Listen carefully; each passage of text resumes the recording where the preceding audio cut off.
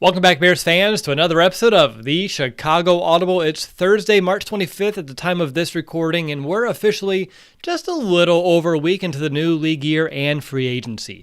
In today's show, we're going to analyze where the Chicago Bears currently stand. Are they a better football team than they were a week ago? Which of these moves make sense and which ones leave us shaking our heads? And, of course, what's next? That's all on the table in this episode of the Chicago Audible. I'm Russell DeWitt. Of course, my co-host Nicholas Moriano, he's here as well. Nick, football aside, I'm just curious, how are things? I believe you're on break this week, right? I am on break, so I've had a lot of free time to just play the new PS5 that I got on Saturday from you, Will, playing the new Spider-Man game, so that's been a lot of fun. But yeah, enjoying the spring break from work, from grad school, and just taking time off to myself. But how about you with the new job and everything? New job's going very well. It's exciting for, a fresh start always helps people. Maybe it'll help some of these players that we'll talk about here throughout this episode. But for a lot of people listening, I've worked remote for my entire career, ever since you and I did this show out of college. And it's nice to go to work, come home, and be home. It's nice to separate some of that work-life balance, but I appreciate you asking. But I am very excited. Free agency has been not a frenzy for the Bears, but there's been some additions, some subtractions, and we need to figure out how it all kind of shakes out for us. And just getting ready for the show, I thought it'd be useful for our listeners if we broke down our discussion in some segments today. So this is how I'm envisioning going about it. We'll discuss the Bears that are returning, that is all the players that they have re-signed so far. Then we'll look at the players that have been released, which I know there are a lot of fans upset about one player in particular, including myself. And Nick, I'm going to throw you into that party as well. And I don't expect those two to take long. And then from there, we'll talk about all the new faces. And we'll end the show with some big picture questions as we try to put all of these pieces together, at least as it stands today. Does that sound like a plan to you? Sounds like a good one, Will. Let's do it. Sweet, but before we dive in, I'm excited to, but I do need to share a quick message from our friends over at Manscaped, because support for the Chicago Audible is brought to you by Manscaped, who is the best in men's below-the-waist grooming. Manscaped offers precision-engineered tools for your family jewels. They obsess over their technology developments to provide you the best tools for your grooming experience, like the Lawnmower 3.0, which has a cutting-edge design that reduces any grooming accidents. If you thought signing Andy Dalton was a bad decision, try trimming your junk without the lawnmower. Don't be that person. Manscaped, they're trusted by over 2 million men worldwide. We have an exclusive offer for our listeners. You can get 20% off and free shipping with the code FANSIDED20 at manscaped.com. That code again is FANSIDED20, and I'll get you 20% off and free shipping over at manscaped.com. Unlock your confidence and always use the right tools for the job with Manscaped. All right, Nick, I think we have a pretty full show ahead, so if you're ready, I'll jump in and we can talk about all the Bears that have been re-signed so far. Let's do it. All right, so I'm just going to list them, and then we'll just talk about them. So here are the Bears that are coming back from previous season. We have Alex Bars, J.P. Holtz, Ryan Nall, James Vaughters, Josh Woods, new one today, DHC, he's back, Deion Bush, Jermaine Ifedi, Patrick O'Donnell, Mario Edwards, Cairo Santos, and Allen Robinson. Not a re-sign, but he signed his franchise tag. So, Nick, out of all these players, I had the Bears playing in our State of the Franchise series. Every single one, besides Ryan Nall, and that's okay. So I'm pretty pleased with this group overall. And when you just look at them, the Bears, they retained a great deal of decent depth. You have Bars, Vaughters, and Woods and Bush there. J.P. Holtz is also pretty valuable at tight end for the Bears as well. Mario Edwards, he showed some real promise last year up front. I expect him to only continue to be a pivotal force inside that defensive line rotation. And the Bears also retained their franchise record-holding kicker and their wide receiver one, a couple key special teamers along the way. So again, I'm pleased with who they've been able to bring back. When you just look at this group, do you have any takeaways or any key points that you want to make sure that we discuss here on this episode? Yeah, the obvious ones are Allen Robinson and Cairo Santos, but I thought bringing back Mario Edwards Jr. was a really good move by the Bears, especially because they lost Robertson Harris. They ended up also losing Brent Urban. And like you said, Edwards was a guy that was a good depth piece, good rotational piece, but this upcoming season, after that 2-game suspension, he's going to be asked to do a little bit more in this defensive rotation. So when I look at the move and how the Bears are able to bring him back, and with limited snaps, Mario Edwards was finding ways to get to the quarterback. So when the Bears decided to bring him back on that 3-year deal, that 3-year extension, I really like the move. And I think I wrote an article for the internship that I do about the defensive line being probably the strength of this football team, given the depth and the players that they have there. And Mario Edwards is a big part of that. So I was really a fan of that move. Yeah, Mario Edwards coming back. I know we were pretty adamant that we both wanted him back when we were discussing the defensive line. But, Nick, it feels like every offseason we say that is the deepest group on this entire team. And so far they haven't re-signed John Jenkins. They lost Brent Urban. But here we are, and it still feels like, and we'll talk about some reasons why with some of the new faces, but here we are again, looking at the defensive line. Brandon would love it. Games are won and lost in the trenches. And here we are again with another deep unit. And of course, when you lose a guy like Kyle Fuller, which we'll talk about as well, you need a very strong front seven to kind of, combat that the best you can. I don't think it's something you can totally overcome, but it's your best bet at doing so. Just outside of it, though, I just feel like, again, it keeps some of the younger core as well as some of the veteran core in place. So that way you're not having a total roster turnover on the bottom end. And I think that consistency keeps this Bears team in I would say, the realm of contending in games, not for a championship next season, but it doesn't allow their floor to get, I would say, any lower than it was a year ago by bringing back everyone that they have. So for me, I think given the limited cap that Ryan Pace had to deal with, I think he did a pretty damn good job of bringing back some of these guys, because just looking at the money that to spend or not to spend, there's a good chance that, half of these guys could have been going elsewhere for perhaps bigger money. But they're here still in Chicago. Yeah, absolutely. And some of those guys that you mentioned, just being those depth pieces, the guys that are going to be in those backup roles, like bringing Deandre Carson back, I thought it was a big move for the Bears. He played so well in that dime kind of nickelback position, where coming in on situational type plays, but really played to a level that we hadn't seen before from DHC. But I'm glad the Bears were able to work it out to bring him back. Also a core special teamer. And that's where I think a lot of these guys that we mentioned, that's where also they are contributing. It's not so much at the starting roles or even the backup roles. It's more so you're going to see a lot of these guys contributing on special teams. And Ryan Pace, to his credit, did a good job of bringing those type of guys back. Exactly. And then you have your starters, right? You're still able to keep Allen Robinson. That's not the deal or that he wants. It's not what we want. We want to see him here long term. But at least he signed his tag and he's here, and we'll see how that all shakes out. And then still your kicker, who a lot of success last year in Cairo Santos, and you keep your whole special teams unit, at least your trio. I don't even think we mentioned Patrick Scales, so shame on us. He's been resigned as well. He should be included. He is part of this football team. He does play an important position. Long snappers are people too. Just look at Patrick Manley. So I think just keeping that trio intact, as we talked about in the State of the Franchise episode, when we kind of wrapped up with special teams, we wanted that consistency from year to year, and we got it. So I'm very happy with this unit. I don't think we need to dive into all these players, what they bring to the table. We did a great job covering all of them in our State of the Franchise episodes. So I want to go ahead and move forward to some of the players that are no longer here, some of the Bears that have been released. We already knew about Buster Screen. That's old news. Bobby Massey's a little newer since the last time we've had an episode, but I think the writing has been on the wall for quite some time with him. And here's the big one. Kyle Fuller, who was released last week as a cap casualty. The news broke that the Bears were going to release him. They held on to him a day to see if they can find a trade partner. Couldn't find anyone to absorb that contract, so they let him go. And it felt like it was just minutes later that we heard that he's going to be rejoining Vic Fangio in Denver over there as well. So, Nick, for Kyle Fuller, again, no longer a Bear. Really pains me to say that. He's a tough player to replace. They've tried, and we'll talk about who that is in our next segment. It's Desmond Trufant. It's no secret. Everyone knows that.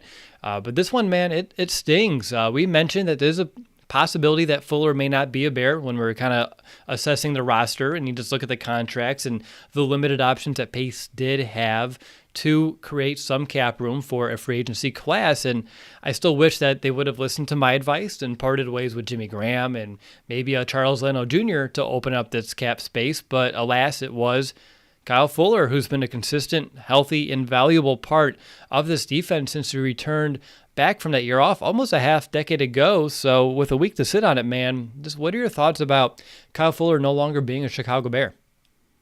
Yeah, initially I was really upset. Well, I posted a video on Twitter kind of displaying that, my feelings on the move, and the Bears kind of what they wanted Kyle Fuller to do too is like take a pay cut, and then you could say it's like, man, like this is a guy that's earned his money, and he has done such a phenomenal job since that year he had to take off, and has just worked his way up to be an all-pro, to be one of the better corners in the league. And yes, he did not have the year last year, and I think pass rush was a huge component as to why where you weren't seeing some of that production. But still, now a week removed from Kyle Fuller, being released, there's still a void there. I know we'll talk about Desmond Trufant later, but he's not Kyle Fuller. Kyle Fuller is with now Vic Fangio.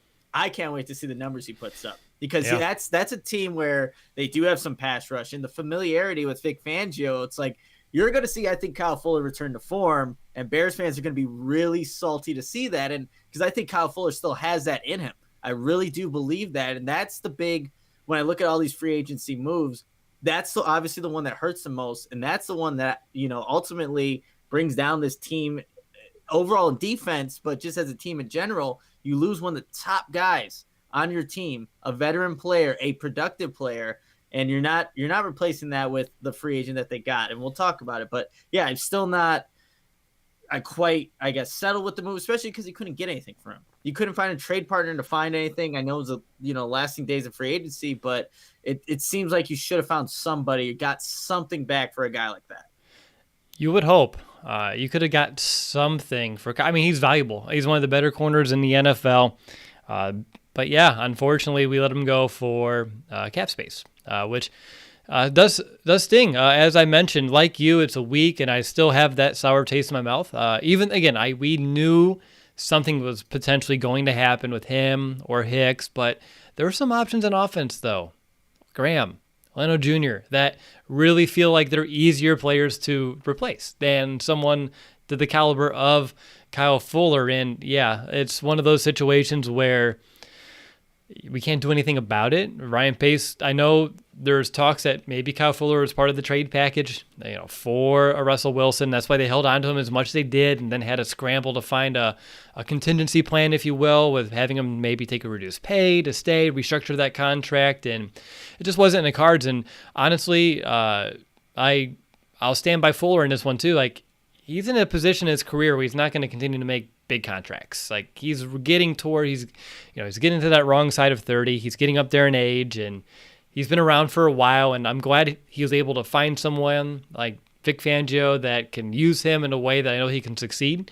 So I know you and I are wishing him nothing but the best over there in Denver. When we look at some of the other guys that are gone too, Buster Screen, Bobby Massey, which I think Massey may have a replacement here in the works, at least a stopgap guy. We'll talk about that here in a little bit. But when you look at this group overall, and then some guys that didn't sign with the Bears, a Brent Urban, a Barkevius Mingo, are there any of those players that you think the Bears will miss the most? And I know I'm getting maybe a little bit ahead of myself, because I think even those players have been replaced, but I just want to talk about players departing real quick. Which one are you saddened to see go, I guess, the most between everyone but Kyle Fuller? It's a good question. Sad to see go. I would say Robertson Harris out of those guys, because I think, he was maybe the most productive out of them, and that's maybe arguable in itself. But I think he's going to have some good years there in Jacksonville. I really do believe that. Robertson Harris, although not very consistent, still flashed at times, and we saw some of the other guys kind of regress. I mean, look, I think the Bears are going to actually miss Buster Screen, because we have some uncertainty there at the nickel cornerback spot. So that's another one where you can see that. And I'll put this one out there, Will. Like, sad to see go when I heard the news that Mitchell Trubisky was signing with the Buffalo Bills. It's a very polarizing and conflicting, I think, topic for a lot of Bears fans. I see, like, where's the goodbye video for Mitch? And some people are like, why does he deserve that? He should or not. Like, it's such a polarizing topic. But when I saw that, I was happy for him.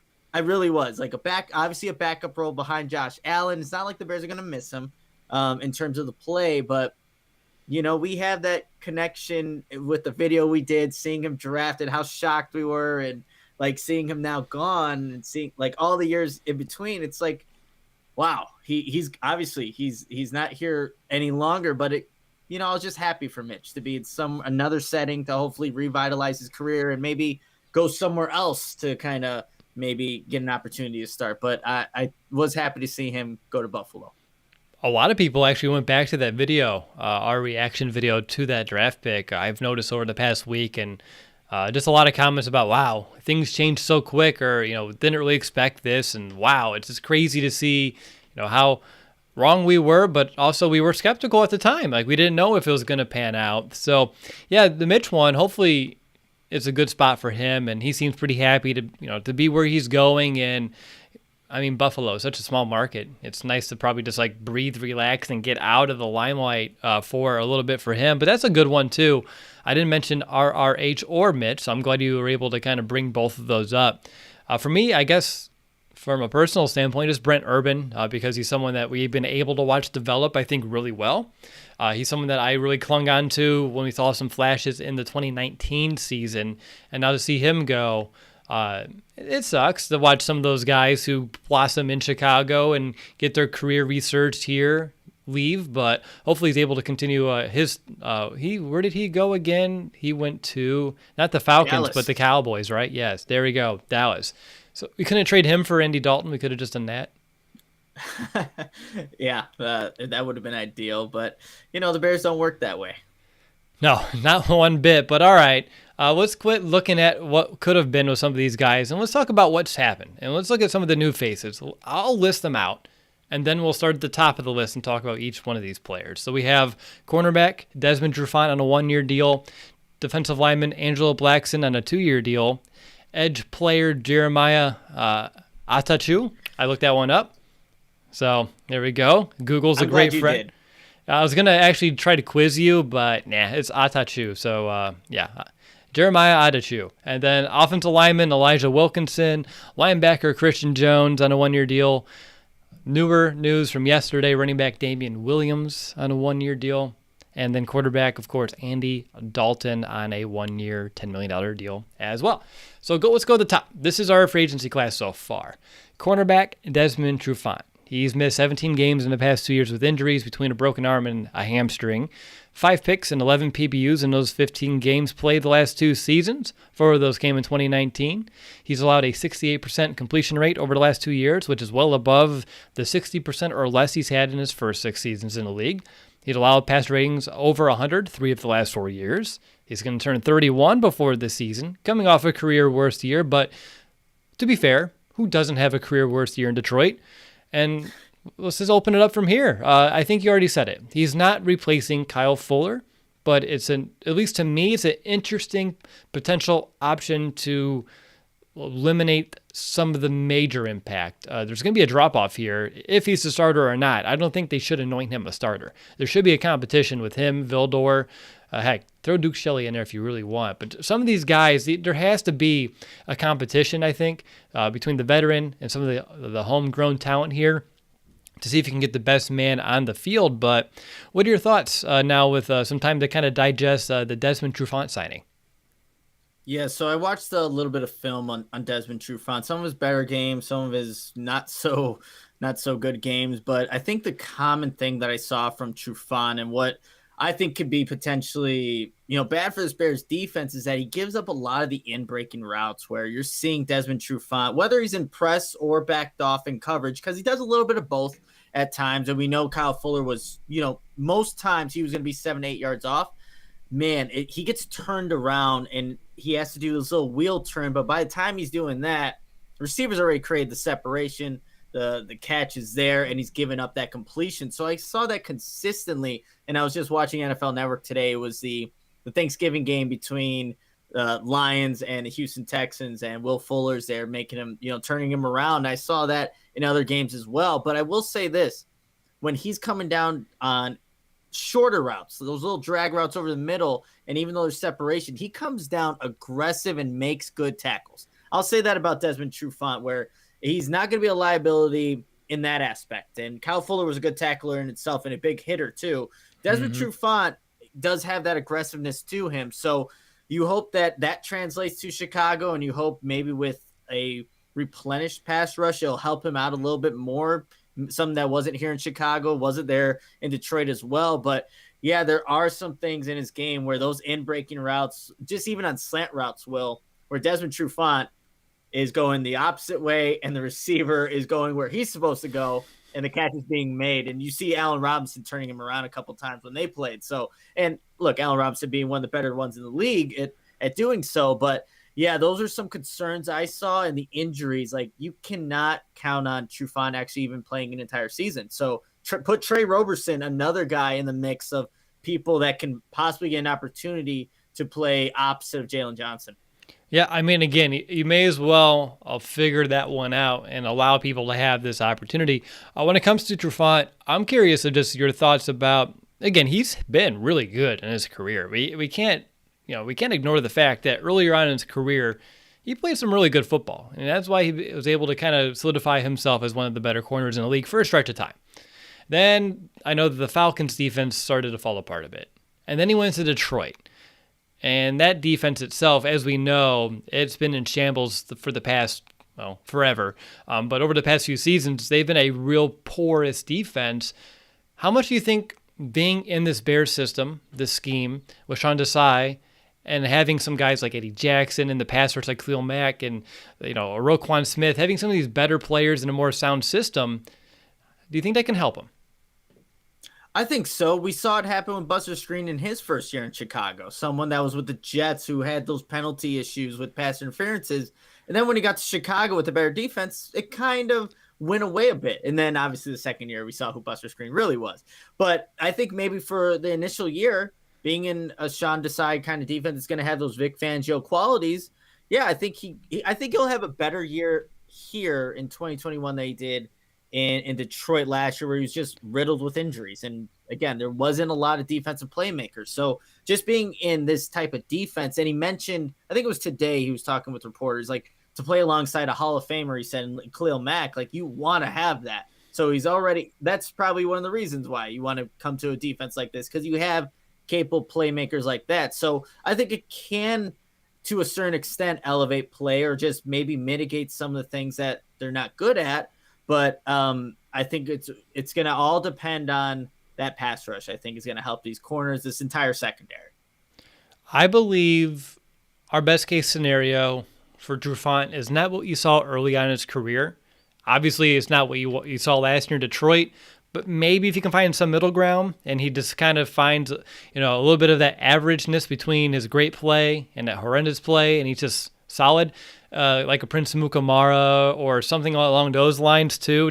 So that way we're not putting up to Kyle Fuller's standard. I think that would be helpful. Again, you're never going to replace Kyle Fuller like that. You have to find another Kyle Fuller as well. And so for me, you know how I feel about expectations and them needing to be proper ones.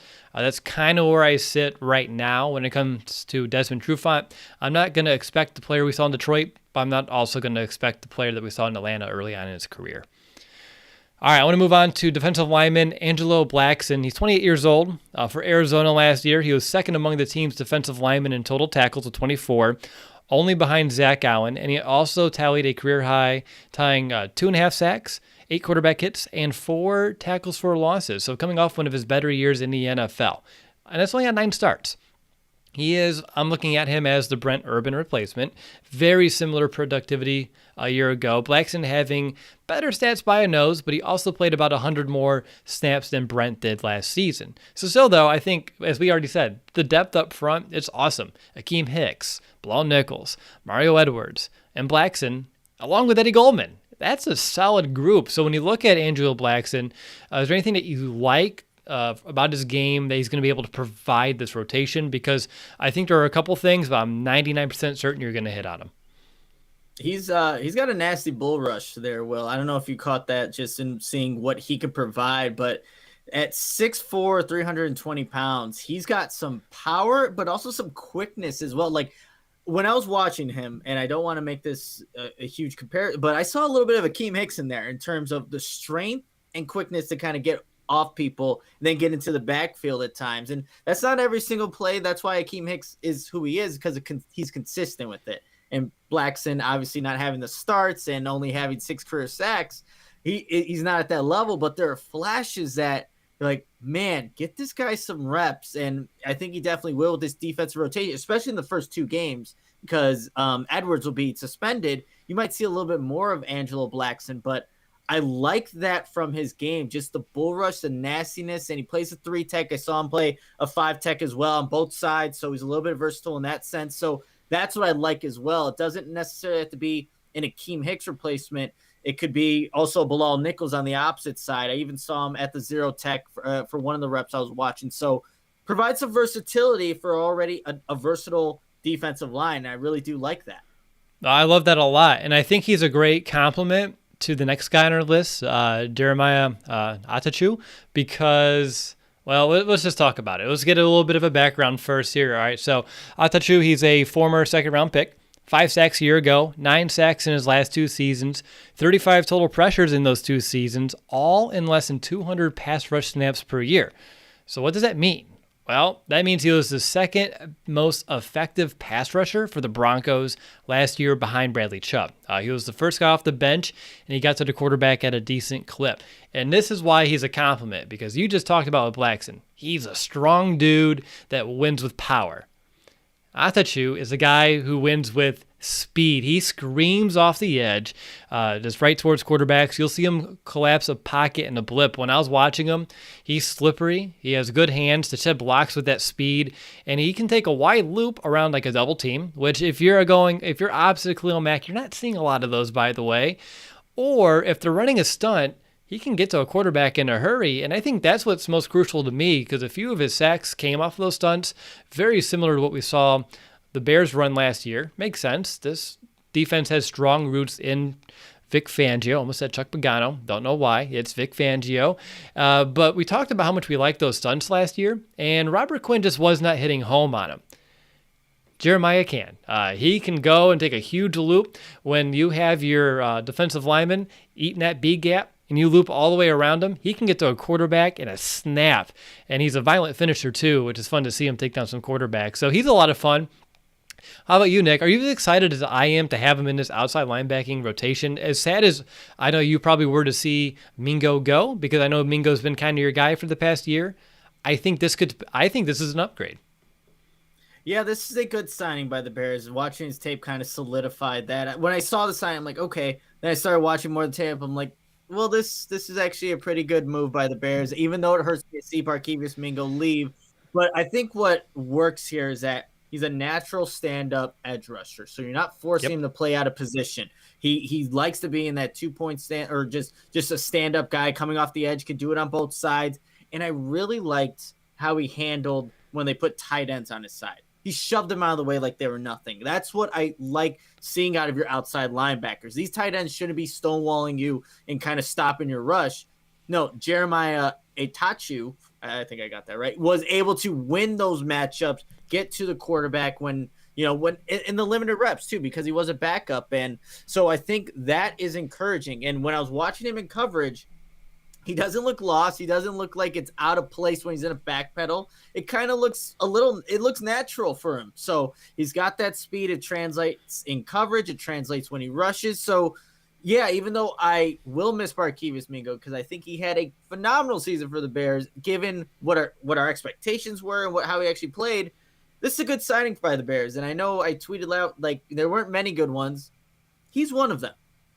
He's under the radar, and that's what I like about him. Like, even when I was doing our Say the Franchise prep, our free agency primer prep, and I was trying to find that edge guy, because I had a hunch you're going to bring one in. He never even made my radar, and I forgot even who I put, but I think I like this better than who I was able to find on my own. So I think this is a sneaky, really good signing. And again, he's a former second-round pick. He's on a 2-year deal. He can definitely outshine Robert Quinn and take over some of those snaps if we see the same Robert Quinn than we did in 2020.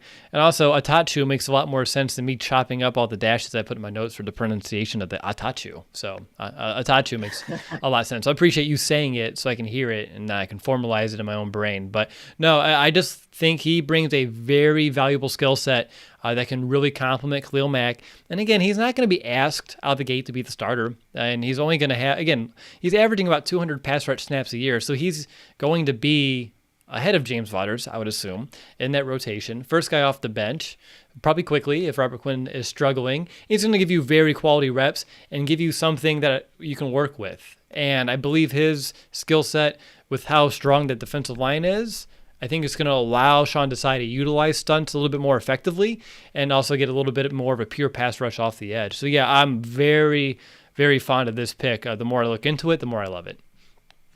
Moving on to offensive line, Elijah Wilkinson, 1-year deal. He had a leg injury last year, so he only played in about 9 games. He is entering his 5th year in the NFL, but still only 26. Just like Jermaine Ifedi, he has good experience at both right guard and right tackle. So when I look at him, Nick, swing tackle question mark is kind of in my notes right now because he's an upgrade over a Jason Spriggs, but I do believe he could, right as of right now, he should, in my eyes, at least be in a camp battle with Jermaine Ifedi for that right tackle spot. At least as it stands. Again, maybe we draft a tackle in the first round and all of this is going to go out the window. But I think he was someone that was pegged to start at right tackle last year for Denver. Then he had his injury. And then Jermaine Ifedi, I think they're both in the same league. Like they're both in that same tier of offensive linemen. But I know he's someone that the Broncos were very high on last year. It's the reason why they put a 2nd-round tender on him as a restricted free agent. But unfortunately, the injury kind of took his toll. And then a fun fact about him, and I'll let you go into it. I don't know if you saw, but he actually had one of the largest performance-based bonuses after the 2019 season, which was in his last healthy year. So someone that had hit all of his incentives, got a pretty decent bonus, one of the better ones in the league for that season. So yeah, I think this guy has a lot of upside. He's young, got to stay healthy. And also his experience to me is intriguing because he can be versatile. He can play both guard and tackle. And that kind of, like the Bears defensive line, we're getting guys here that can play multiple positions up front for the Bears offensive line, which I think can only help. Yeah, and I was doing some research on him. He was actually initially supposed to play left tackle, but it was Jawan James who opted out of the season that kind of forced Elijah Wilkinson to then move over to the right tackle position. So again, hitting on that versatility and 503 snaps at that right tackle position, only 2 sacks allowed and 1 penalty. So you'll definitely take that in regards to what he was able to do at that position, battling some injuries and thinking that he was going to get the left tackle spot. An opt-out happens. He has to go to the other side, compete there, wins it, and has a pretty decent season. The one thing that I saw, though, on film, again, he might not be even the guy that starts, but spin moves. Guys that were doing spin moves on him were able to disengage from Elijah Wilkinson and then kind of redirect their pass rush to the quarterback. Again, it's just having the right hand placement and just being leverage-wise ready for those moves, and it can be at any moment, any time. So, yeah, I think this is a guy that if the Bears, I don't know how they don't address tackle position in the draft. They have to. You would think. Smart organizations would. But we'll see what the Bears end up doing. But Elijah Wilkinson, Jermaine Ifedi, I agree with you. Probably on that same tier. Can you play with a type of guy like that? Yes. Would you like someone better? Of course. But I think you can manage it. I think you can, obviously there are better options, but you can manage it if those 2 guys are the only ones. I doubt that'll be the case, but yeah, I do foresee both these guys kind of battling and for that right tackle position, but we'll see what the Bears do in the draft. It's not like we have the money to go out there and sign the top free agent offensive lineman, and they cost a pretty penny. So, yeah, definitely wasn't in the works. Didn't expect it. And I think given the restrictions, he's an interesting signing that he can at least go in here and compete. And I think that's really all we can ask for right now, besides the draft when it comes to this position. I did forget one defender. That is linebacker Christian Jones. I apologize, Christian. Welcome back to Chicago after a couple of years in Detroit. In Detroit, you notice that he played pretty much every single linebacking position for the Lions. Never really found a true fit. But just like with Trufant, I'll say it was the Lions defense. Like, nobody has a fit there. I don't even know what was going on up there for the past few years. So, in Chicago, Christian Jones is going to be getting back into the inside linebacking core, most likely as a top reserve coming off the bench. And he's back in the system where he posted career highs across the board in 2017. So, I don't think we need to discuss Christian Jones too much. We know what kind of player he is. We've seen him really develop in Chicago from an undrafted guy to a starter. We did some upgrades. Roquan Smith, I think, is definitely considered an upgrade. But now you bring him back, and I found it funny that we were both banging the table in the free agency primer to bring back a linebacker, KPL. He signed pretty quickly in free agency, actually. And then here we are with Christian Jones. So familiarity at the position apparently was on the mind of the Bears too. Yeah, and it should have been. And this is an upgrade over what they kind of have at that position right now over Josh Woods, Manti Te'o, Christian Jones, who, like you said, has had starting experience, multiple spots, but I think you can trust a guy like that, given that it's obviously a completely different defense than where he was at in Chicago the first time to where it's at now, but you could trust a guy like this who has veteran experience on this 1-year deal. So I like the move, but yeah, along the same lines of what we were thinking, we wanted a guy that had familiarity, like you said, in KPL. We just got Christian Jones instead. I'll take it, but obviously we were both KPL kind of guys. We were. I think what you miss from KPL that Christian Jones doesn't have is the same coverage ability. And even though I think Christian Jones played better in coverage than I anticipated when I went back to see what he was able to do in his time in Detroit, it still wasn't like Roquan Smith level, but maybe a little bit better than Danny Trevathan was last season, which maybe that's a very low bar to beat, but it's one that I at least want to express right now. Switching back to offense, though, I got to talk about a signing that I'm already infatuated with. It didn't take long. It took just a matter of moments and a little bit of research and a little bit of film watching, and heck, just the name excited me. Running back Damian Williams. He's coming in on a 1-year deal. I have some notes here, background and everything, but Nick, can we just rejoice for just a moment that the Bears brought in a true, pure running back that's not Ryan Nall? Unfortunately, not Cordero Patterson, because he's not a true one anyway, but we have a true third running back on this roster that has NFL experience, postseason experience, and he's someone with a versatile skill set that can really complement the two other backs in Montgomery and Cohen on this roster. Before we get into any other details and things of that nature, can we just rejoice for a moment of just how great this feels to even just say on the podcast at this stage? Yeah, it's about time. We've been asking for this for too long. So like you, Will, when I saw it, I'm like, that's a smart move. The Bears may return to the quarter here with some of these moves that they're making. Maybe that's a little too soon, but that was a good one with Damien Williams. Even though it's only a 1-year contract, we'll see what he can do there. And obviously opting out last season, he's fresh.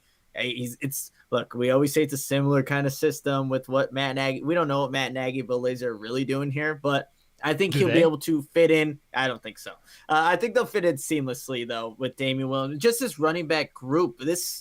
I said the defensive line was one of the strongest groups. Well, the running back group is in there now. And I think this addition is why. Because now you have that true running back. But you have a lot of notes there, Will. I'm going to pass it over to you to kind of just, share with everybody.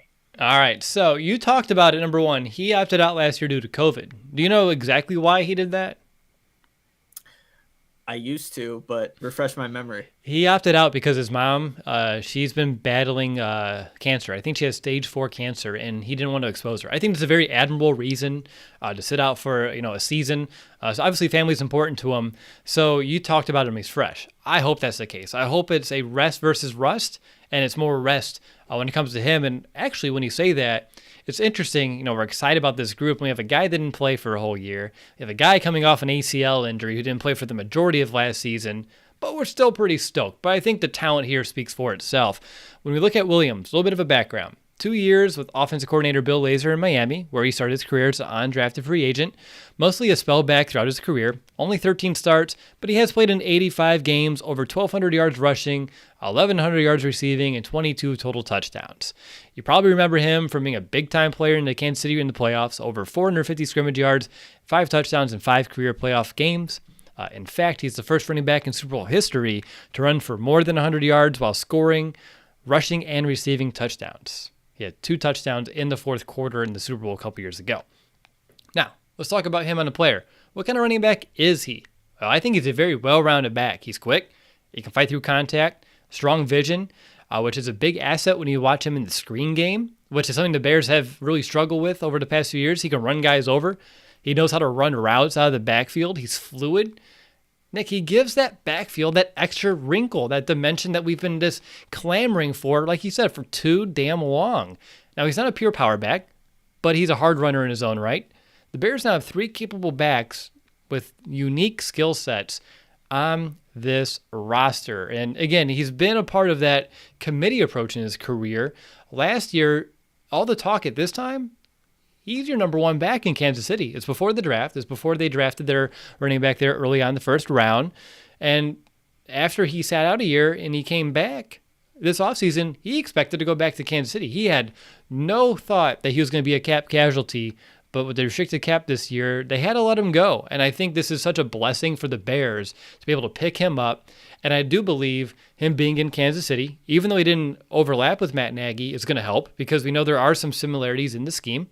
But also that experience, that firsthand experience with Bill Lazor, who's probably getting a little bit more authority to when it comes to how this offense is going to look in 2021. I think that's a great blend of his shared experience that he can bring that to the table as well. So I'm excited, if you can't tell. But how about you? When it comes to Damian Williams, where's your headspace right now other than, hell yeah, we finally got one? It was exactly that, Will. But no, I think why this is such a good addition is because of that last part you just mentioned, Will, where it's kind of transitioning now from Matt Nagy's offense. And obviously it did week 12 when they played the Minnesota Vikings, I believe, where then it's Bill Lazor's offense, where you saw more of the running game being the focal point of the offense, running game, play action. So now with that being hopefully the direction the Bears want to go into for 2021, you have the backs to kind of do it now. So now you don't have to rely on Andy Dalton to be that guy because you didn't upgrade significantly at the quarterback position. If anything, you're the same or maybe even worse. So now you need to go through your running backs, which are a strength of your team. And hopefully with this being Bill Lazor's offense, the Bears will just be more, I think, prone to doing so. We've seen Matt Nagy so many times when he was with Kansas City, first, obviously, his years with the Bears, where the running game he'll abandon. He won't stick to it. But now that it's under a new direction, the offense with Bill Lazor, I think the Bears, well, at least they should be more focused on wanting to go that route. Run your offense through your running backs and then have your hopefully game manager type quarterback do the other things. So that's what excites me, that this addition can help the Bears do that. You don't have to rely, because we all saw what a Cordell Patterson-led rushing attack can do. Not much. They had the least amount of yards ever in a game versus Minnesota on that Monday night when David Montgomery was injured. So you avoid that possibility because Damien Williams, that's a 3-down back. He could, if David Montgomery has to sit out for a series, Damien Williams could easily be the 3-down back for that series. And obviously you supplement Tariq Cohen as well. So it's an exciting move. It's a small move, but I think it'll play a big factor in this 2021 season in terms of what the Bears should do.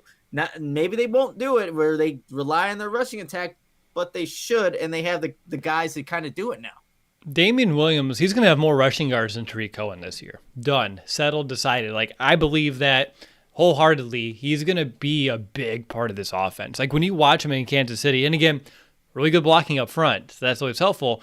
But his north to south speed, like if they're running a zone and he sees that hole open up and he plants his foot and heads up field, it's just 3 or 4 steps and he's already 10, 12 yards down the field. Guys are chasing him. He's quick. I love that. And his vision, like I said earlier, like in the screen game, he can follow his blockers. He has patience. But then when he sees that crease, he hits the jets and he's able to make some plays, make some guys miss, run over DBs. It's exciting, and I think it's going to allow Cohen to not have to be forced into that second running back role. They can find other ways to use him as that gadget player. Maybe he goes back to what we saw a lot in 2017, maybe some 2018 when he's playing more receiver than he was running back. I think all of this are reasons to get excited about some new elements of this offense. I know the next guy on our list may tamper those expectations a bit, but I don't know. I feel like you couldn't have found a more, almost a better fit at running back right now from a guy who's been healthy. He's been durable. And I think that skill set really meshes well with what the Bears are trying to accomplish, especially how it complements a David Montgomery. A good change of pace. He's a little quicker, but they kind of make people miss in different ways. And as you know, keeping defenders on their toes and having them adapt to different backs, it's only becoming more important. And I forgot the exact stat, but when we were doing our Save the Franchise offense, I think one of our lessons from Super Bowl teams was like about this committee approach with running backs and how better teams in the NFL now are using running backs. I think it was about something along those lines, but I do recall having a pretty strong argument for having another real running back on this roster. So whatever that argument was, I wish I could say roll the tape, and I had it, but I should have found that soundbite. Roll the tape. No, I'm kidding. All right. Anything else on Williams before we wrap up with our last player? The only thing, he should have been the Super Bowl MVP when they played the 49ers, and he wasn't, but that's the only thing I got. Fair enough. I like that. All right, last, I'm not going to say and not least, but I'm not going to be that petty today, but we have quarterback Andy Dalton, a.k.a. QB1. Yes, he is QB1. I don't know why the Bears had to – they just kind of did that. They had, I think, a video on their not their Twitch, their – wow. I TikTok? feel old – TikTok. Wow. You are old. I don't have it. I don't have a TikTok, but they had a good video of like what they did for him, and they should have put that out there instead of the QB1 post because the Bears' social media got shredded for it. But yes, he is QB1. Will, and I mentioned earlier, like, did the Bears? Is he better than Mitch Trubisky? Maybe a little bit, right? But the whole move and giving him $10 million to be there with Nick Foles. It's just too much money, Will. It really is. But here's what I'll say. The Bears needed to bring in somebody because you couldn't rely on Nick Foles to stay healthy. And if you were getting rid of Mitch, once Nick Foles goes down, what? You're going with Tyler Bray, who actually hasn't been brought back yet. But you had to bring in somebody. There weren't many options left. And I guess Andy Dalton was the best one out of those. It's just the money is the big thing with it. Yeah. You can't get a guy like that $10 million. And how much better did you get at the quarterback position? Like, honestly, I just don't really think he moved the meter at all. And that's the problem with this whole entire situation. And that's where it kind of dampers things down. When you see the bigger moves, the bigger, quote unquote, bigger moves the Bears made in free agency, they didn't hit. The smaller ones, like, we're kind of glowing when we're talking about them and the upside that these guys can have. But when you talk about a move like that, the most important one, I don't think it did much to put this team in a better position than it was at the end of last season. No disagreement. I like how you said it doesn't do much because in my notes I put doesn't move the needle, and I think you use a slightly different metaphor for it. Similar, but yeah. Yeah, very similar. But yeah, it doesn't do much. It's like if you're walking upstairs, maybe you took a half step up, and you're still like waiting to put your foot back down the step above. That's maybe where you're at. I know we kind of did a whole reaction episode of the Andy Dalton signing last week, which apparently the podcast feeds didn't grab for like 2 days, which kind of upset me. It's like, wow, sounds like old news, guys. And I'm like, we talked about it the same night. But yeah, Apple can be tricky sometimes. And again, Andy Dalton, great guy. It's just not the quarterback that you really want at this age. And when you get names thrown at you like a Watson or a Russell Wilson, it just doesn't feel right when like, oh, no, this Andy Dalton, who we could have had last year, and the $10 million. And yeah, it's all still flat. But I do have a fun fact for you because I like to find little fun facts. Did you know that his 13 touchdown to 5 interception ratio in weeks 11 to 17 last year tied with Patrick Mahomes? Goat. That's all I got out of that. Goat. But I think what you talked about with the last player, Williams, if Bill Lazor gets his way, which again, Andy Dalton has Bill Lazor experience, maybe this is a guy that you can win games with. And again, maybe he's not going to be the guy you put on the shoulders for, but he'll run the scheme, he'd run the system. If you can go run first, utilize play action, get the ball to your playmakers, which I think the Bears have a decent amount of. I still think we're missing a piece or two, which we'll get to in a little bit here.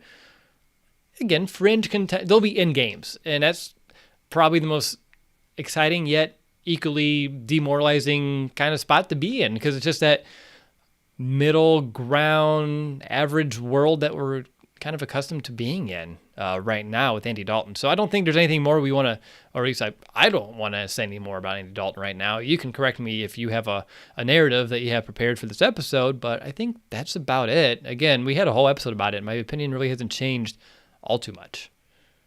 No, I'm right there with you, Will. We have to wait and see what their actual offensive philosophy is going to be with Bill Lazor and Andy Dalton.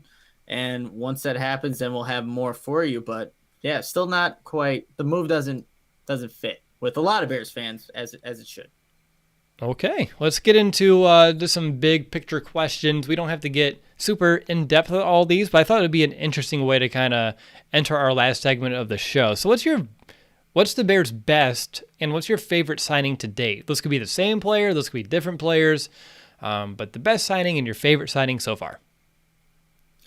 I think we just talked about Damian Williams and how great of a fit that is for the Bears, but I'll actually go with Angelo Blackson being a guy that I think is going to do some good things for this Bears defensive line. I really just like how he plays, Will. And I think given the opportunity, especially those first 2 weeks, we're going to see, I think, more opportunities for him. And I think him grow a role in this Bears defense. I know he hasn't put up a lot of numbers or doesn't have the 6 sacks in his, 7. He's going into his 7th season. So there's not a lot there.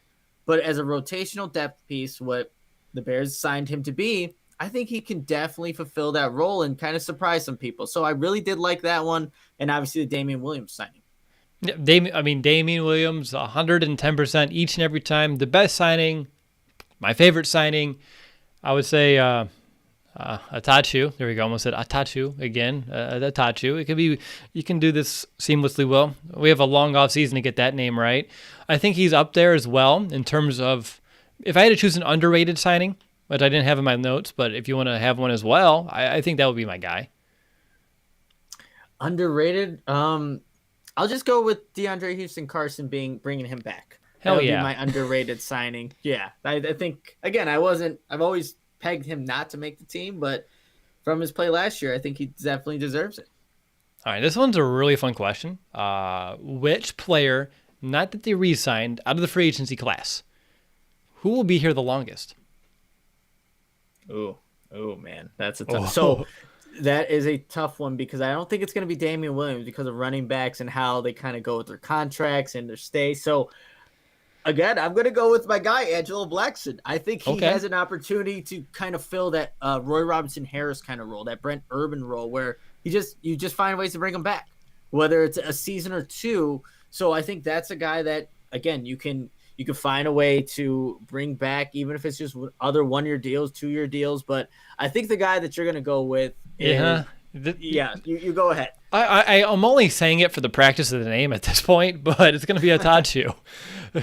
And honestly, we got to do like a Pikachu, Attitu. If you like Naruto, Itachi. I mean, you can do like a lot of different things here. But yeah, I believe, again, there's a strong chance if he performs to the same degree that he did in Denver, and if they just give him a little bit more of the piece of the pie, right?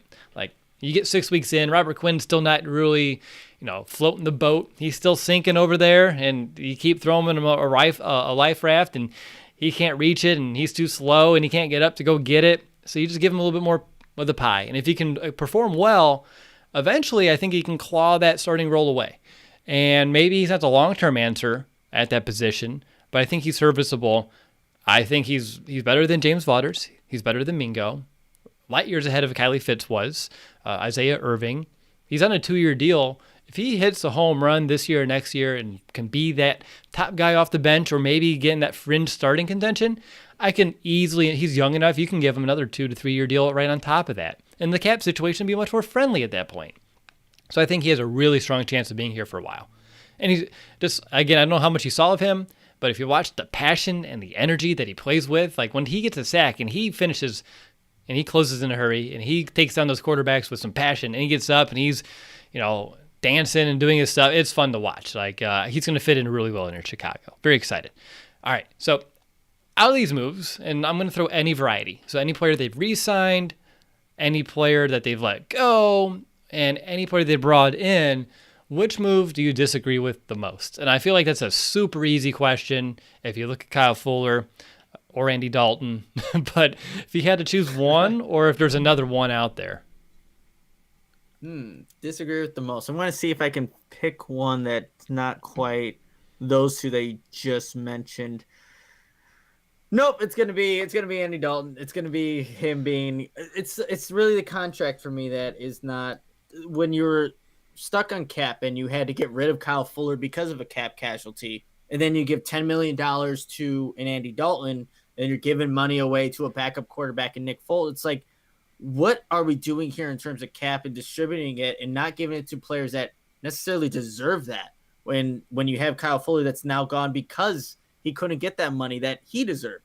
Maybe not the 20, maybe the 20 million was a little much, but giving 10 million to a 1-year deal to Andy Dalton, who's not even guaranteed, obviously we'll see what ends up happening this season. I just don't agree with that move, how the Bears handled it. It was a last minute. They didn't know what to do. We have to sign Andy Dalton, I think, is kind of how it played out. And that's why he got the contract that he did. Andy Dalton's not going to say no. Good for him. Get that $10 million. Take it from the Bears. But it was definitely a move that I do not agree with how the Bears kind of handled it. Can't disagree with you there. I think that one still, to me, is the one I disagree with the most over a Kyle Fuller, because if Fuller is part of your talks to Seattle and you thought he was a pivotal part of that package and you had to hold on to him, I can see why you did it. And then, unfortunately, we knew the writing was on the wall. One of these veterans had to go. I still believe there's other options they could have taken, but still, the Andy Dalton one. And again, these two are kind of tied together, really, at the end of the day. But yeah, that one's still the stinger. Biggest surprise so far. My biggest surprise is the return of Christian Jones. Didn't expect him to come back. Again, we were on the KPL train, but even looking around the league, I'm surprised they brought him back. He's serviceable, he's good, and I just didn't expect his name to ever across my my radar again. So to me, that's just a surprise in its own right. But how about you? Do you have a biggest surprise? I have another one, but I want to see where you go with it. I've been talking about this guy the entire time. I think Angelo Blackson was a surprise given the strength that defensive line had already. When you signed another guy, it's like, man, okay, we're bringing in more guys, but I like the move. It's just I just didn't think that the Bears would keep on adding there, but they know that they can get some good depth at that position. They've done it in years past. They got to see with their new defensive line coach if they can get the most out of them. But when I saw the move, it's like, another defensive lineman? Shouldn't we be addressing the offense at some point? And of course they've done a little bit of that, but yeah, it was surprising. But again, like I've stated clearly in this podcast, I'm a fan of the signing. My second surprise, why the heck have they not brought in a center yet? Anyone? What's going on here? You're bringing in guys around on the edges, and I get it, that's a need, but I also felt like Sam Mustipher, you need to bring in a veteran to compete with him. At least that was my thought a few weeks ago. Still my thought, but I'm surprised. What's up? I got one more for you. We didn't mention this guy's name, but I was surprised that Sean Gibson didn't come back on a 1-year deal or yet. So I think that's something that obviously Deion Bush is back, but to Sean Gibson, who we were kind of pegging to be back as maybe the starter alongside A. Jackson, that's something that I was a little surprising seeing once the first kind of couple of days free agency went and passed. Sean Gibson's still looking for a team. Thought he'd be back with the Bears by now. That's a good one. Deion Bush, I know you're the president of the fan club. He can't be your starter. You've given him so many chances to win that job, and it's just not going to happen. He's a really good backup.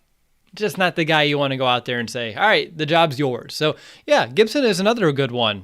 Why hasn't he been re-signed? And maybe he's asking for a lot of money that the Bears just don't have, although he knows pretty intimately the restraints that we're working with here. So hopefully the Bears can find a way to bring him back. And I didn't expect him to ask for a lot more than what he was able to get last year for us. So we'll see. But that's another really good one too, because that's another missing piece right now for the Bears. Outside of that, Nick, do you have any big takeaways or just lessons in terms of just the overall direction of this football team here in 2021 so far after a week and a half of free agency? Or a week and a day?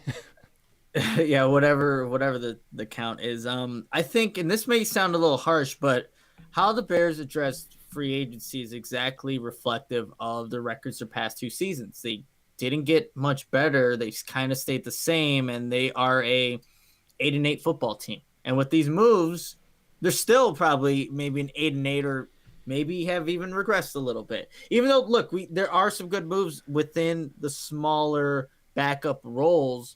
But the big one, quarterback, nothing happened there. Losing Kyle Fuller, Desmond Trufant is not going to play at that level. We said that in that pod. You should not expect that in terms of this 2021 season from Trufant being that opposite corner, and we'll see with competition. But yeah, the moves are just reflective of how they've actually played and what the season results have been, 8-8. They didn't make moves to significantly make them better. They made a couple moves that made them a little worse, but in the end, does it kind of even out? Probably, and they're probably in the same spot.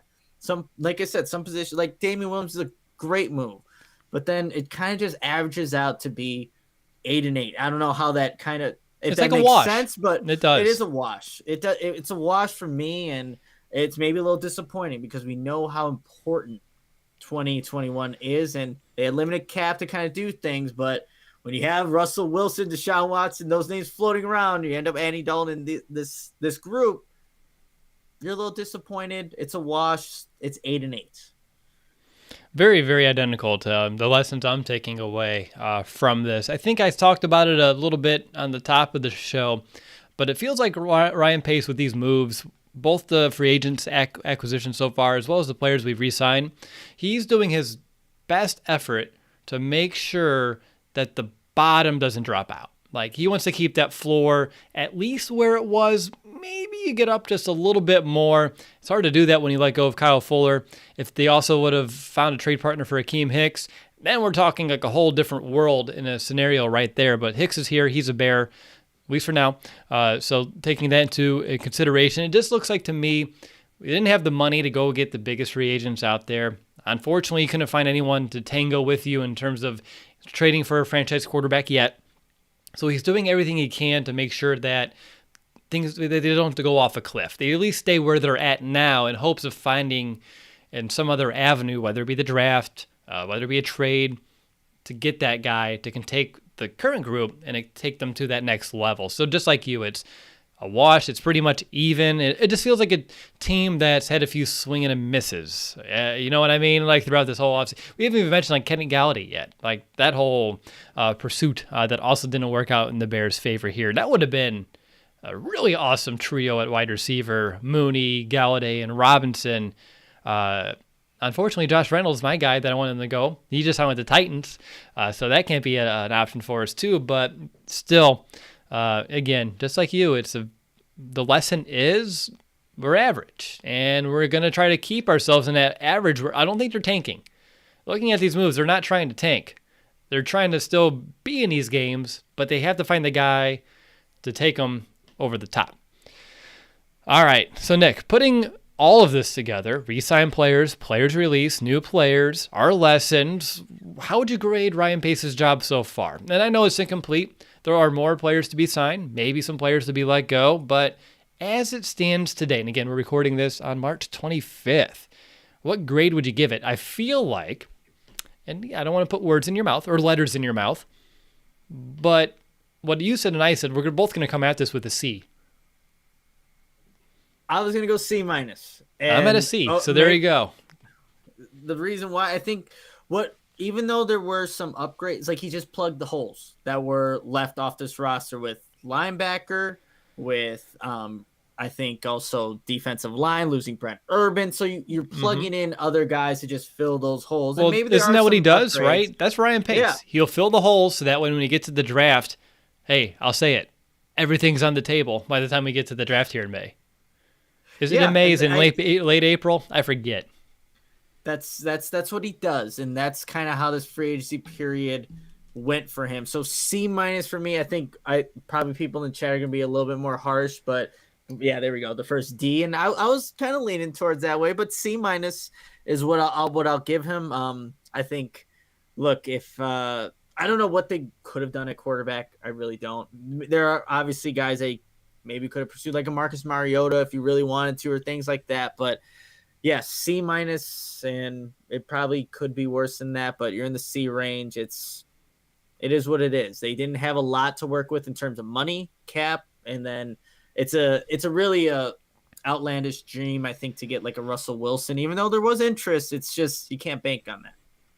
That's kind of where I stand right now. It's what are they going to do? Like they didn't have all the money. I mean, if you want to grade previous off seasons and some of the contracts they got us here, then you can start talking about an F. But given what we had to work with, no money. I don't even know how we're affording a draft class still, by the way. So that's what I'm watching out for. I feel like C makes sense because I think again, at least we're not getting the bottom. The ceiling is, or the floor is about the same.